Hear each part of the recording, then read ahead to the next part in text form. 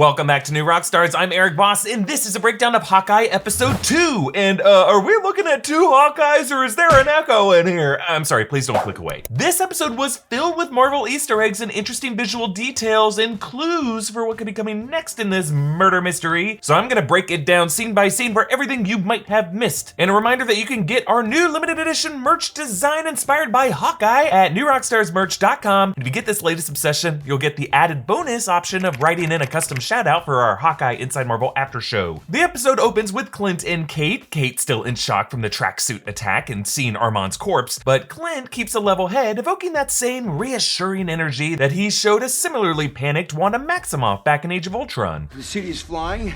We're fighting an army of robots. And I have a bow and arrow. None of this makes sense, but if you step out that door, you are an Avenger. Marvel head Kevin Feige actually said that moment back then was what convinced him to greenlight this Hawkeye series. The Hawkeye title logo is taken directly from the title design of the Fraction AHA comics. Here you can see an arrow bullseyeing the A, followed by a shorter arrow hitting the same exact spot. Oh, the big one's Clint, the little one's Kate. Just showing how both of them are essentially the world's greatest archer. Clint escorts Kate back to her place above Herman's hearty slice. Now in the comics, it was Clint who lives in a crummy flat, but this series has reversed it to put Kate in this setup. And we get a better look at this apartment, which is clearly just the upstairs dining room of the pizza shop with tables and chairs bolted to the floor. And on one table, she even left the salt and pepper shakers on it. Nice place for a kid. Yeah, I inherited it. Are you 18? I'm 22. Yeah, same thing. Now, who would Kate have inherited this from? Maybe it was one of the few joints that Derek still had the muscle to shake down, or maybe he had a legit pizza side business. Better ingredients, better pizza, Papa D. I've had over 40 pizzas in the last 30 days. And Clint thinks the ages of 18 and 22 are essentially the same thing, but also when you consider that this is a world where a 5-year blip occurred, 18-year-olds who dusted should be 23, and when you got teenagers like Flash claiming to be drinking age, you just can't really trust these kids. By the way, if Kate Bishop is 22 now in the year 2024, that would make her 10 years old back in 2012, meaning she must have survived the snap, making her a fellow blip survivor like Clint, which would probably have hardened her, made her more self-reliant. And if you think about it, this is the first Marvel Disney Plus series to focus on two characters who both had to live through those 5 years. In her apartment, Kate also has a poster in French for fencing competition with the design using the same kind of impact line pattern similar to the series' Target logo. It's not just archery she has to be super accurate for, it's everything. Now, as Kate comes back downstairs, notice the dog. Yeah, doggo runs upstairs. It might be because he senses trouble brewing outside. He's not the kind of dog that barks, as Clint noticed when he walked in, and that same jerk who kicked him in the face is outside and the doggy might smell his Axe body spray. Now, when they throw additional Molotov cocktails, Clint smartly breaks the window first so the bottle won't explode on the pane, which allows him to catch it and volley it. This is similar to a move Natasha made in Winter Soldier when she shot out the window glass first so that there would be less damage when something goes through it, in this case, her own body. Kate responds by shooting through the other flaming Molotov in the guy's hand, which if you think about it, returns the favor from when she was holding a bottle in her hand and they shot it out last episode. Then she shoots a fire extinguisher, and even though this was probably unintentional, it totally ricochets off the bullseye on her target. They pick up some Avengers supplies of Neosporin. Let me guess, we're going to your safe house? Is it an Avengers tower? No. Tony sold that a few years ago. That is so sad on so many levels. We did see a peek of the former Avengers Tower back in episode 1, and hopefully we'll get some answers soon on who its new occupants are. In the past, I've theorized the Fantastic Four, making this a new Baxter building, but now I'm wondering it could be whoever wanted that Tony Stark watch, because they're the kind of person obsessed with collecting Stark memorabilia. For now, let's just assume it's gonna be Kingpin, because he's gonna be my Mephisto this series. Everything's Kingpin confirmed. Kate takes them to the home of her aunt, Moira Brandon. Now, in the West Coast Avenger comics, Moira Brandon was the name of a movie star whose estate was turned into the Avengers compound. That would explain all the old movie posters decorating the apartment, including Creature of a Dark Galaxy, starring Moira Brandon, and Luke Ballard, who is a Marvel visual design artist, probably the prop guy who made this poster. Way to get your name in there, Luke. But on the buzzer of this apartment are several names. Most of them don't appear to refer to anyone specific, but there is a Jones and Gunther in 2E, maybe for Jessica Jones? Kate uses a frozen pizza to ice her wound, just like how she ices her wounds with frozen foods in the comic series, including actually a frozen pizza and a mugshot. Kate took notes and doodled what she could remember of the tracksuits. Joey face is very white. I kind of feel like Dwight Schrute realizing I'm the pervert. Realizing a firefighter who took his Ronin suit is an NYC LARPer, Clint looks them up on Instagram. People always like grills when you get a new costume. Your costume looks pretty bad. And how about now? You see me? Yeah, when you see me sneaking and creeping, it's too late. You're already dead. Ninja style. He said his name was Grills. So in the comic series, Grills is one of Clint's neighbors who is named Grills because he grills on the roof. He's one of many tenants who end up standing up against the criminals in the neighborhood.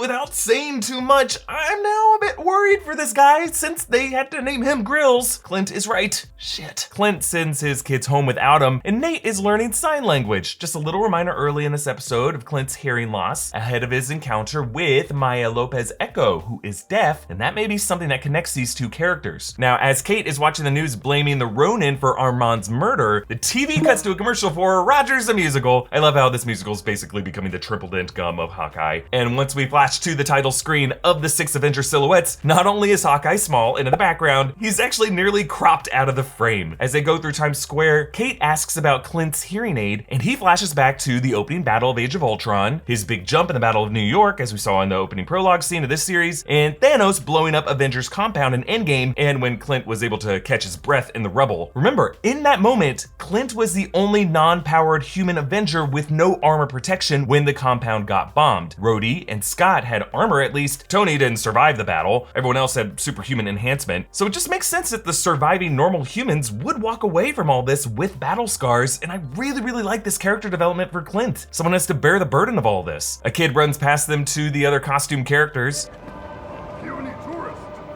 Hey, look, that one's you. No, it's Katniss Everdeen. Let's go. Aha, so Katniss Everdeen from the Hunger Games is now MCU canon, along with Superman, Batman, and Scooby-Doo. Scooby-Doo this crap. Notice how there are 2 Iron Mans and 2 Caps, a Hulk, a Thor, and an Ant-Man, and as they walk past them, it looks like that Iron Man slowly punches the Cap's shield, almost like they're reenacting Civil War. Kate says, Your whole thing is that you're low-key. It's a very hard brand to sell. I mean, being Loki's not that hard of a brand to sell.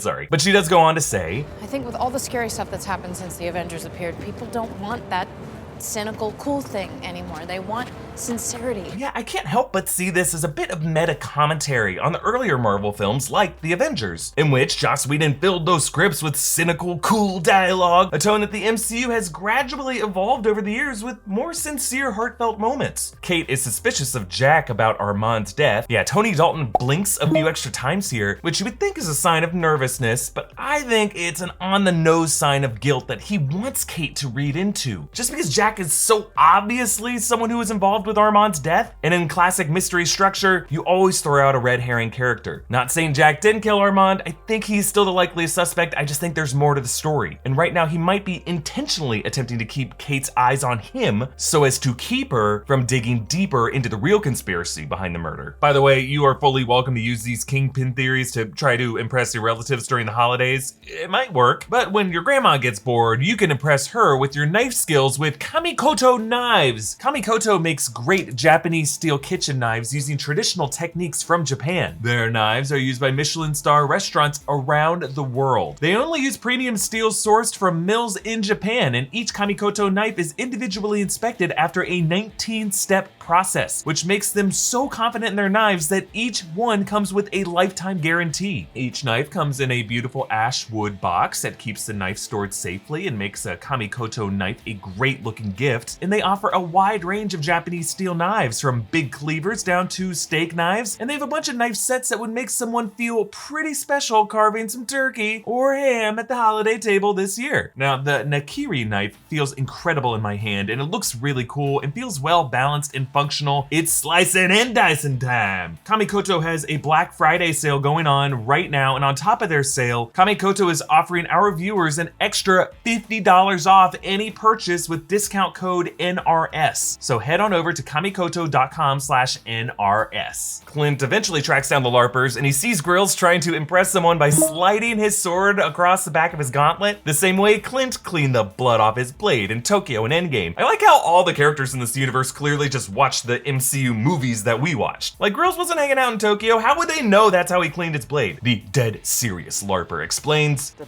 live action roleplay is, this whole thing. if you think about it, she is making pretty much the same point that Kate was making. Clint's participation in the Avengers has been kind of a LARP on a higher stage. And of all of them, he's been the least willing to embrace the whole performative aspect. She points out how most of the LARPers are firefighters and cops, the first responders tasked with keeping people safe like Clint is. But these guys are willing to let their inner nerds shine. And that's what Clint has to do. So he lets Grills fake kill him. I fought Thanos. I think it's interesting for Clint to say it like that because while he was certainly there for the Battle of Earth, we never actually saw him fighting Thanos one-on-one in that battle. Like, he wasn't in the opening charge, he was kind of on a side mission to play keep away with the Stark Gauntlet. But there was one deleted scene in Endgame that would have shown Clint and Natasha engaging Thanos' forces directly on Vormir as they hustle to get off the cliff. I think I would have liked that version better, honestly. But despite Clint telling her not to contact him unless in an emergency, Kate immediately texts him a whole bunch of times, reminding us of Peter Parker's multiple unanswered texts to Happy Hogan in Homecoming. And Kate gets a call from Detective Cuddle, another character from the Fraction comics, a Santa Monica detective whom Kate tells to arrest Flint Ward, a jerk who burns down a flower shop and then gets sprung free by Madame Mask, a villain who many of us think Eleanor Bishop could be revealed to be in this series. During the LARP duel, Clint refuses to drink the invisible potion, which I assume will be revealed to be Andrew Garfield's Spider-Man when No Way Home comes out. Also, let's remember, drinking a potion before a duel is what happens in Black Panther at Warrior Falls, but in that case it depowers them. And speaking of Black Panther, right before the duel, Clint had said to Grills,